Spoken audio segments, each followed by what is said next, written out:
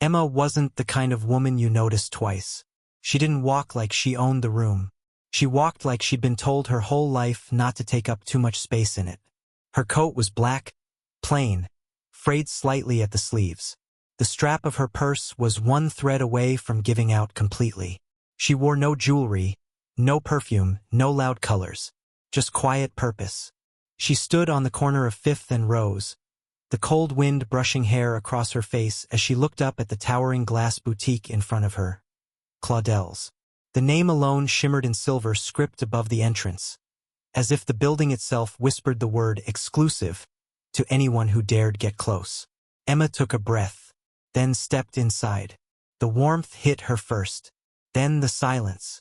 It wasn't an empty silence, it was a judging silence, a showroom silence, the kind designed to make someone like her feel like she'd just tracked in mud.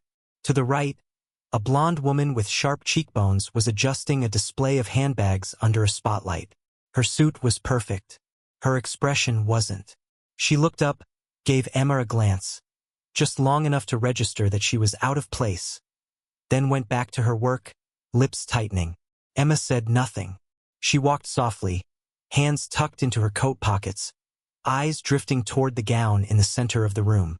It was champagne-colored, silk, minimalist, powerful. She'd seen it online 3 months ago, bookmarked it, saved it. She didn't know if she'd ever be able to afford something like that. But today, she wanted to see it up close, to remember what elegance felt like. Just for a moment. Behind her, she heard the clicking of heels. Fast, intentional. "Excuse me," a voice said. Smooth, condescending. Emma turned. It was the blonde woman. "Are you lost?" she asked, head tilted like a bird sizing up something that didn't belong. Emma blinked. "No, I wanted to look at the gown." The woman smiled tightly. "This piece is by private appointment only. We typically don't offer viewings without a client profile." "I wasn't planning to try it on," Emma replied. Another sales associate appeared, this one younger, chewing gum with too much attitude for someone selling dresses that cost more than a car. "If you're looking for clearance items," she said, gesturing casually toward the exit, "we have an outlet store a few blocks down. Much more accessible." There was that word again. Accessible. Emma felt her cheeks burn. Not with shame, not yet. Just heat. A pulse. But she kept her voice even. "I'm not here to cause trouble." The blonde woman took a slow step forward, crossing her arms. "Look, miss, this isn't about trouble. It's about brand integrity. We curate who we serve. Our clients expect a certain atmosphere." Emma stared at her, then at the dress, then back at her. There was a pause, just long enough for tension to thicken between them. And then, just behind the counter, a man, tall, graying, expensive suit, looked over from a meeting table, glanced at Emma, and leaned toward one of the employees with a whisper. A laugh followed. Emma didn't hear the words, but she saw the smirk. This was the kind of place that believed its own myth that wealth made you worthy, that beauty could be measured in receipts. Emma gave a small nod. "I understand." The blonde arched a brow, as if surprised by the lack of a fight. Emma turned, made her way slowly back toward the door. But just before she pushed it open, she stopped. She turned her head slightly, just enough for her voice to carry behind her. "You know," she said, "sometimes the ones you laugh at are the same ones writing your paycheck." The room stilled for a breath. Then someone chuckled, and Emma walked out on the sidewalk again. The cold slapped her cheeks, but her eyes burned warmer than before. She didn't look angry. She didn't cry. She simply pulled out her phone, tapped the screen, and spoke into her mic. "Marcus, confirm final approval on the campaign. Let's go live by morning." "Yes, ma'am," came the voice on the other end. She tucked the phone away and kept walking, past the boutique's windows, past the people who hadn't even seen her. She walked like someone who'd just watched her enemy dig their own grave and didn't need to say a word about it. Because Emma Carter wasn't just a single mother. She wasn't just a woman in worn shoes and a quiet coat. She was a woman with power stitched beneath the surface. and tomorrow morning, the entire city would see it wrapped across a 100-foot billboard they couldn't ignore. The morning after, the city hadn't changed. The people hadn't changed. And Claudel's certainly hadn't changed. But Emma had. She walked the same path, passed the same cafe, crossed the same intersection with the same signal light flickering at the corner. But her steps weren't slow today. They were deliberate, grounded. She wasn't there to browse anymore. She wasn't unsure. She wanted them to see her again. Not for revenge. Not yet. She just wanted them to look. Inside Claudel's, the boutique hummed with artificial warmth. Music played low, the kind you'd hear in an airport lounge or high-end spa. And the staff? They moved like they owned air. Smooth, controlled, indifferent. Cecilia noticed her first. "Oh no," she said aloud, not bothering to lower her voice. "She's back." The younger associate turned from the jewelry counter, smirking. "You've got to be kidding." Emma stepped forward, eyes on the gown she'd admired before. Her voice was calm. "I'd like to speak to someone about this piece." Cecilia crossed her arms. "You've already been told, ma'am. That dress is appointment only. And quite frankly, this is getting uncomfortable. For everyone." Emma's eyes narrowed just slightly. "You told me yesterday this was about appointments. So I made time. I don't care if you cleared your calendar." Cecilia snapped, louder now. "This isn't a daycare. This isn't a charity. This is Claudel's. We serve real clients." Two other customers nearby glanced over. One raised an eyebrow, then turned away. The other pulled out her phone. Slowly, deliberately, hit record, and started capturing the moment like it was a TV show. "Maybe you didn't hear me," Cecilia continued, walking toward her like a predator circling prey. "You are not welcome here. We've worked too hard to build this brand to let someone like you drag it down." Emma said nothing. The room began to shift. The music felt quieter. The lighting somehow harsher. Even the employees behind the counters stopped pretending to work. They just watched. The younger associate leaned against a glass case. "Who do you think you are? Walking in here with that coat, those shoes. We have standards, you know. You're not fooling anyone. Should I call someone?" One of the interns whispered behind the counter. "Like, security?" As if on cue, the security guard stepped into view. He didn't rush. He didn't ask questions. He didn't even make eye contact with Emma. He just stood there, smiling faintly, arms folded, like he was enjoying the show. Cecilia gestured toward him. "Do you really want this to get embarrassing?" Emma looked around, at the faces, the phones, the smirks, the apathy. No one said a word on her behalf. Even the customers, well-dressed, well-spoken, well-connected, just watched her like she was part of the entertainment. Then the younger associate walked forward, holding a cup of sparkling water. Not for Emma. She wasn't offering it. She just walked too close, and the cup slipped. On purpose. The water hit Emma's shoes. "Oh my God, I'm so sorry," the girl said, trying, and failing, to hold in a laugh. The room burst with stifled chuckles. Even the guard laughed. Emma looked down. The worn fabric of her sneakers soaked instantly. A small puddle spread across the marble floor. Cecilia laughed too. "Now you really don't fit in." That's when Emma moved. Not fast. Not angry. She simply reached into her coat pocket, pulled out a folded napkin, and knelt to dry her own shoes. Slowly, methodically, like she had all the time in the world. The laughter died down. Something about her calmness unsettled them. She stood up. She didn't yell. She didn't cry. She didn't break. But her face had changed.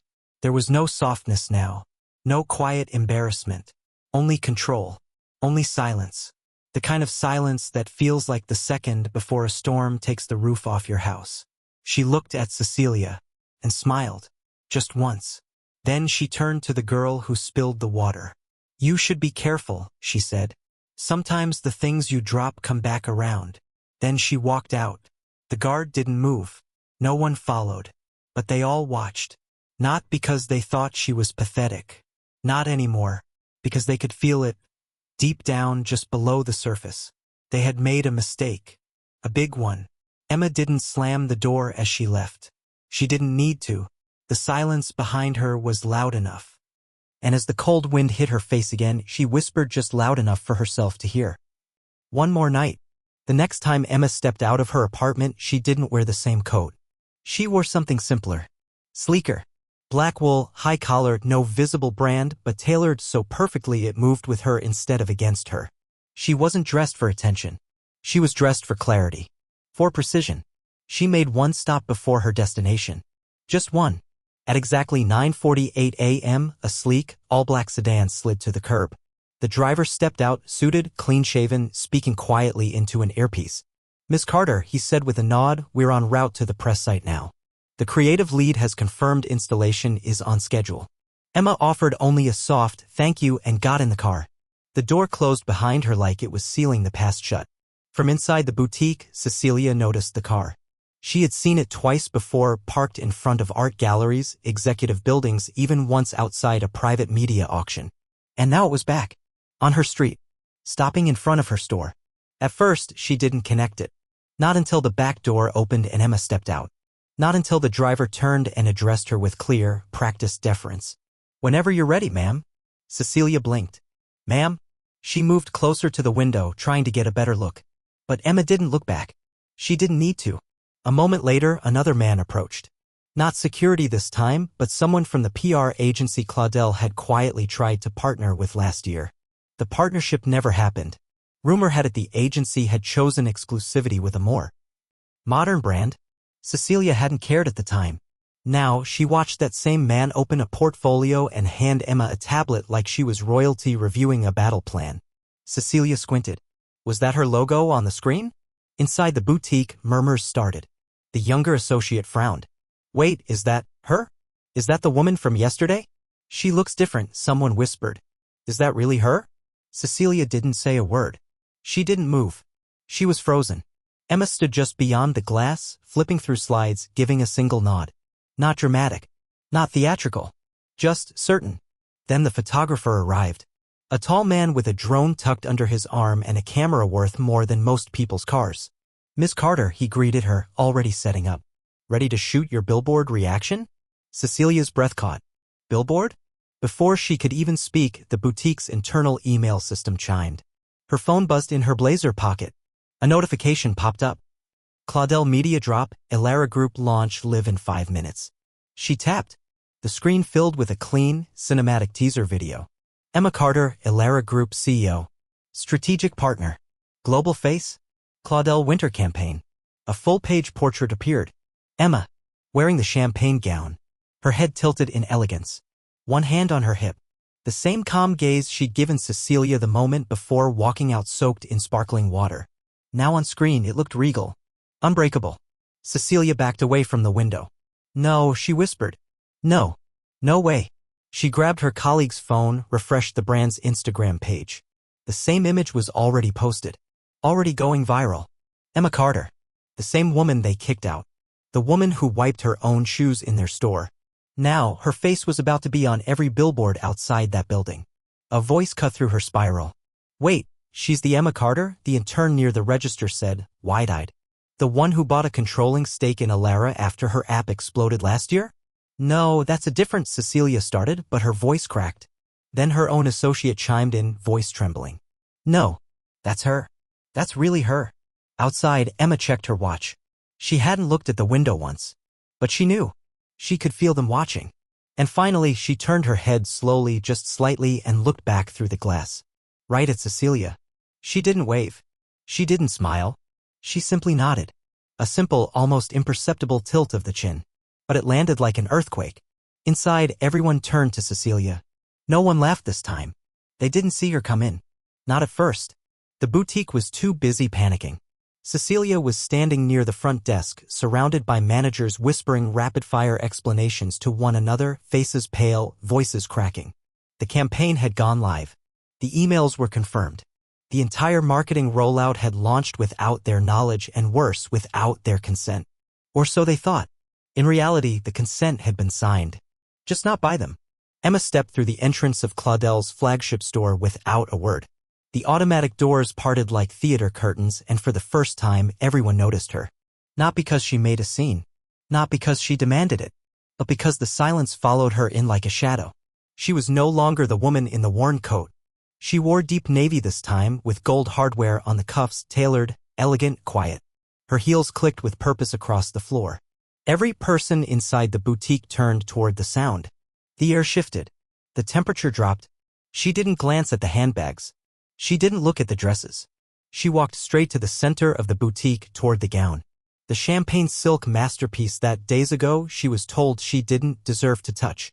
And waiting there beside the display was a man in a charcoal suit. Corporate. Polished. Head of marketing. He smiled warmly and without hesitation extended a folder toward her. Madam Carter, he said clearly so that everyone heard, thank you for your trust in this partnership. The contract is complete. Your team is upstairs. Your team is ready. Cecilia's voice cracked the silence. Wait, what? Emma turned. She didn't speak. Not yet. The marketing executive nodded again. Ladies and gentlemen, he said, addressing the store staff, please welcome Emma Carter, founder and CEO of Elara Group. As of this morning, she is not only Claudel's global campaign face, she's also one of its largest investors. You could hear a pin drop. Or, more accurately, the sound of a career imploding. Cecilia stumbled forward, color draining from her face. You know, this can't be real. Emma tilted her head. Calm. Poised. It's funny, she said, her voice soft but unwavering. You never even asked my name. The younger associate, the one who spilled water on her shoes, backed away. Her hands trembled. I didn't know, I didn't mean. Emma's eyes didn't flicker. You meant exactly what you said. And you enjoyed it. A few feet away, the regional manager came rushing down the stairs, red in the face, holding a tablet with the press release splashed across the screen. Miss Carter, please, this is a misunderstanding. We didn't know you were a... Emma turned to him. I wasn't asking you to know who I was, she replied. I was asking to be treated with respect. But now that we're here, I'll ask for something else. She turned back to the marketing executive. Clause 4.7 of the partnership agreement. Enact it. The man nodded. Effective immediately, he said. All personnel involved in public-facing operations during the discrimination incident are to be placed on administrative leave pending formal review. Cecilia's mouth dropped open. You're firing me? Emma shook her head. I'm giving you time to reflect. What you do with it is up to you. Security appeared, not the mall security from earlier, but the boutique's internal corporate team. Professional. Silent. Waiting for a signal. Emma gave a small nod. That was all it took. Cecilia was escorted out. So was the younger associate? The customers watched, stunned, as the same women who once ran the boutique like a kingdom were ushered out like intruders. No shouting. No screaming. Just quiet humiliation. And still, Emma didn't gloat. She didn't sneer. She simply returned to the center of the store and reached toward the gown. She touched it gently, thoughtfully, like someone remembering an old version of herself, someone who once thought she had to ask permission to belong in a room like this. She didn't need permission anymore. She owned the room now. I didn't come here to prove anything, she said softly. I came to see how fast it all falls when you build your image on exclusion. The cameras outside the store were already flashing. Reporters were gathered at the velvet ropes, journalists shouting her name. She didn't rush. She didn't run. Instead, she walked to the glass window, the one they'd stood behind when they laughed at her. She looked out. The billboard had gone live. It stretched across the opposite building, 30 feet high. Her face. Her name. Her brand. A tagline beneath it. The woman you ignored is the woman you'll never forget. She smiled. Just once. Then turned away. No one dared stop her as she walked out. No one dared say a word. Emma Carter didn't need revenge. She needed them to watch her rise. And she made sure they had the perfect view. 2 days later, the clip went viral. Not the ad campaign. The moment. The footage someone captured inside Claudel's, the water, the laughter, the smirking faces. Emma hadn't needed to post it. The internet took care of that for her. 10 seconds of humiliation played on loop, paired with the stark image of her face now stretched across every major fashion district in the city. The irony wasn't lost on anyone. By the end of the week, over 3 million people had seen the contrast, her soaked shoes and silent exit, followed by her return as a global icon. The comments were merciless. How does it feel to serve someone who owns the brand now? Never forget the look on her face when Emma walked back in. She didn't yell. She didn't beg. She just became the boss. The fallout inside Claudel's was immediate. Cecilia's contract was terminated. Quietly but officially. Her name was pulled from every internal portal, every brand roster. Her access revoked, her profile erased. The same woman who once mocked others for not fitting in was now blacklisted by every brand that mattered. Word traveled fast in luxury circles. The younger associate lost her job too. Her Instagram, once filled with mirror selfies and tagged products, went dark. Then private. Then gone. Even the regional manager faced backlash. You didn't know who she was? Corporate asked in a terse statement. That was your job. Emma didn't attend the review meetings. She didn't need to. She had already moved on. While they were scrambling for damage control, Emma was finalizing 2 new brand acquisitions, scheduling interviews with Forbes and Business Insider, and preparing to launch a women's entrepreneurship fund through Elara Group. She wasn't in the headlines for revenge. She was there for evolution. And still, she never once mentioned the boutique by name. She let the silence speak. Because that's what true power does. It doesn't need to roar. It just moves and the world moves around it. 1 week after the campaign dropped, Emma returned to that same street. Not to gloat. Not to rub it in. She was meeting a friend at the cafe across the road. As she sipped her tea by the window, she noticed a new sales associate inside Claudel's. Young. Nervous. Polite. A customer in an old denim jacket stepped in. The girl smiled. Genuinely. She treated her kindly. Emma smiled too. Maybe the lesson had sunk in. Maybe not. But either way, it wasn't her concern anymore. She was operating on a different level now. Not just above the insult, but beyond it. And that's what they never understood. When you humiliate someone who's already endured everything. When you push down a woman who's already rebuilt herself from nothing. You don't destroy her. You remind her that she's unstoppable. So Emma Carter didn't return to Claudel's for vengeance. She didn't need to. She walked away with everything they once believed she lacked: power, poise, presence, and left them behind with everything they once flaunted: pride, pretense, and fear. She never raised her voice. She just made the world listen. And it did. Because sometimes the loudest revenge is becoming unforgettable. Thank you for staying with us until the end of today's story. If you've ever been underestimated, ignored, or judged for how you look, where you're from, or what people think you can afford, remember. You don't need anyone's approval to rise. You just need to keep walking. Quietly. Unshakably. Until they have to turn and look. And when they do, smile.